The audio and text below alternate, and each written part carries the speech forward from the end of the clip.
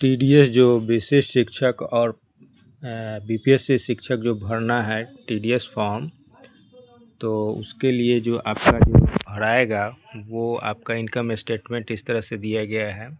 इसमें आपको एचआरएमएस के माध्यम से आपको मार्च से लेके जनवरी तक का जो आपका इनकम आपको अभी तक सैलरी पेमेंट हुआ है उसका आपको प्रिंट आउट निकाल लेना है। और फरवरी में भी वही अमाउंट होगा जो जनवरी का होगा। एरियर का भी उसमें डिटेल दिया रहता है। तो इस तरह से आपको इसको भर लेना है। भर लेने के बाद जो है आपको काम क्या करना है, फिर उसके बाद जो है अनुसूची एक है, ये आपको आयकर अनुसूची को आपको भरना है, जिसमें कि आपका डिटेल दिया गया है इनकम से संबंधित।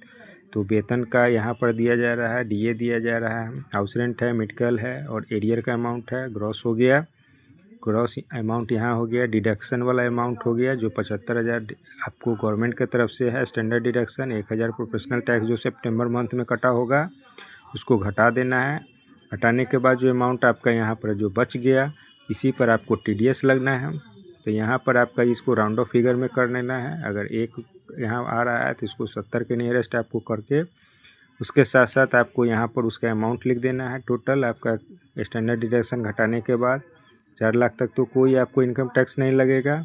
उसके बाद आपका जो रेस्ट अमाउंट है, जैसे इसमें 58,070 है तो उसमें आपको 5% के हिसाब से 29,04 लग रहा है। वही अमाउंट यहाँ पर लिखा गया है। और यहाँ पर जो है उसी अमाउंट को इनकम टैक्स आपका जो लग रहा है 29,04 है। गवर्नमेंट की तरफ से है कि 12 लाख तक जो आपका है उसमें 60,000 जो है आपकी छूट की सीमा है। तो हम 60,000 के अंदर में ही आते हैं, चूँकि हमको 29,04 ही लग रहा है, 2,904। तो वही अमाउंट हम घटा दिए तो हमारा नील हो गया। इनकम टैक्स हमको नहीं लगने जा रहा है, ये भी हमारा अमाउंट नील हो जाएगा।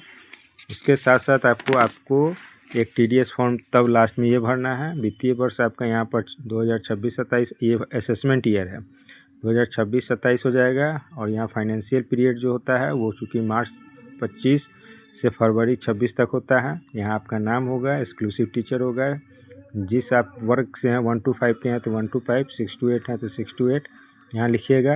कहाँ पर आप पोस्टिंग आपका है, स्कूल का नाम, उसके बाद ज़िला, यहाँ पर जो है सो आपका इनकम टैक्स ऑफिस आपके जो जहाँ आप रहते हैं, जैसे जिस ज़िला से हैं तो उसका इन्फॉर्मेशन यहाँ देना है। यहाँ डीपीओ होगा तो डीपीओ आपको जहाँ के हैं वहाँ का इन्फॉर्मेशन देना है। ये सारा अमाउंट नील है, ये भी नील हो जाएगा, ये भी नील हो जाएगा, इसमें कुछ नहीं करना है। यहाँ पर डीपीओ का नाम हो जाएगा, उनके बाद उनके फादर्स नेम हो जाएंगे, उनका पद हो जाएगा। यहाँ जो रुपीज़ होगा ये नील ही भराएगा, ये सब नहीं, चूँकि इनकम टैक्स आपको लगा नहीं है तो नील है। प्लेस, डेट और डेजिग्नेशन उनका भराएगा। यहाँ पर जो है सो सिग्नेचर ही उनका ही होगा।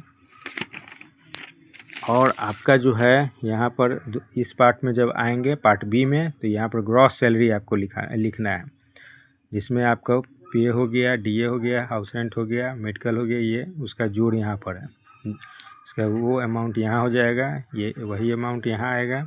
इसमें कुछ नहीं, ये सब नील हो जाएगा, ये भी नील होगा। ये वाला पार्ट जो है सो आपका नील ही रहेगा।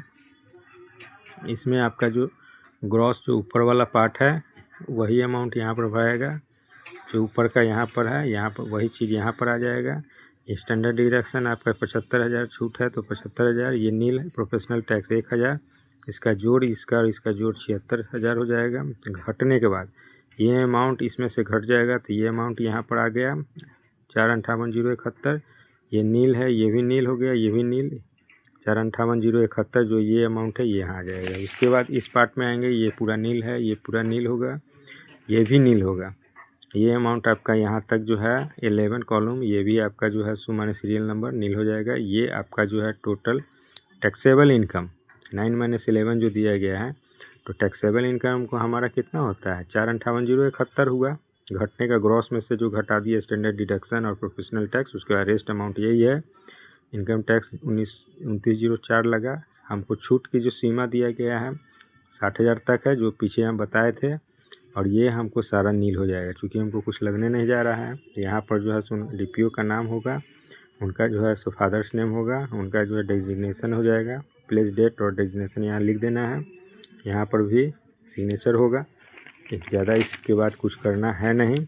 उसके बाद ये अनुसूची जो दिए थे यहाँ पर जो है सो आप अपना साइन कीजिएगा। इसमें आपको इतना ही करना है। करने के बाद जो है सो आप इसको जमा कर दीजिए, एब्सेंटी के साथ ये जाता है, तो अब आपका फरवरी माह का वेतन का भुगतान किया जाएगा। धन्यवाद।